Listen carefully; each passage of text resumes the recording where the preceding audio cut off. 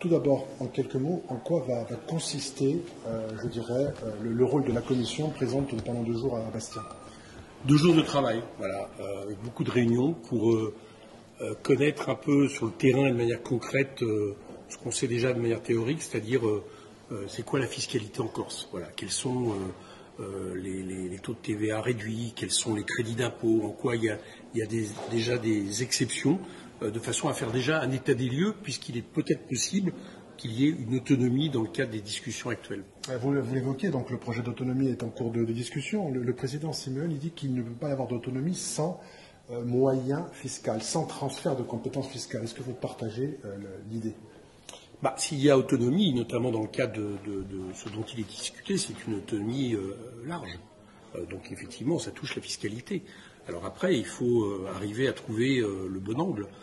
C'est plus seulement de l'adaptation, mais aussi le bon angle pour que la Corse ne soit pas perdante dans cette situation, puisque on est dans un cadre où, si j'ai bien compris, il y a une volonté d'autonomie, mais dans le cadre de la République. Donc il faut trouver, j'allais dire, un mix entre une indépendance fiscale totale et puis quelque chose qui continue à faire jouer des mécanismes de solidarité avec la France, avec l'Hexagone.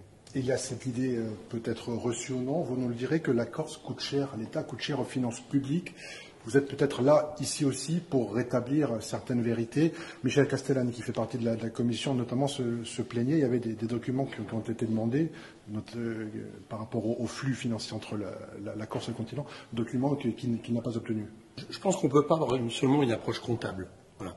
Je pense que la France, la République, a tout intérêt à ce que la Corse continue à faire partie de notre communauté de destin, même si c'est une communauté propre, avec une autonomie propre. Et dans ces cas-là, on ne peut pas regarder juste en quoi les exonérations de TVA, les crédits d'impôt, en tout ça fait à peu près 300 millions d'euros, finalement coûteraient à la France. Parce que la Corse, c'est aussi un intérêt pour nous. C'est aussi un intérêt en termes de zone maritime, c'est aussi un intérêt en termes d'implantation en Méditerranée, c'est aussi un intérêt en termes de ce que la Corse amène à la France de manière globale. Donc moi, je pense qu'on ne peut pas avoir seulement une approche globale. Je pense qu'on a tout intérêt à ce qu'il y ait, je vous dis, à la fois l'autonomie, mais à la fois ce lien de solidarité maintenu. Et ça coûte de l'argent, c'est normal, et ça ne me choque pas de le dire. Vous le disiez, l'île bénéficie de certaines dérogations fiscales, comme la réfaction sur la TVA concernant certains produits. Pourtant, les prix flambent. Ici, nous sommes sur le territoire métropolitain le plus pauvre de France.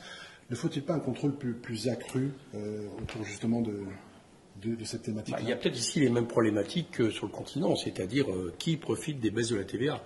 Est-ce que c'est les consommateurs ou est-ce que c'est par exemple des intermédiaires? C'est le même problème qu'on a eu pour les prix alimentaires en France. Ce n'était pas les agriculteurs qui en profitaient, c'était plutôt l'agro-business. Il faut peut-être s'interroger ici sur, au final, est-ce que le consommateur profite de ces taux réduits? Ça doit être aussi, à mon avis, un des champs d'intervention et de réflexion du futur statut de la Corse.